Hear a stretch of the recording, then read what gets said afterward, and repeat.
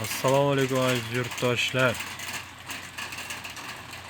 2020-yil aprel oyi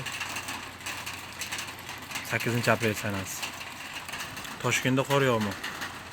Nafaqat Toshkentda, O'zbekistonning juda ham ko'p viloyatlarida, tumanlarida qor yog'yapti.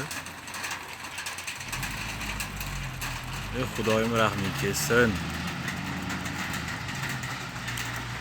2020-yil bizga og'ir yil keldi. Koronavirus degan bir balo kirib keldi bizning diyorga.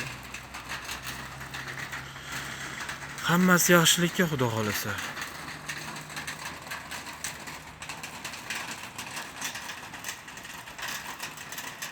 Toshkentda qor. Uyda qoling.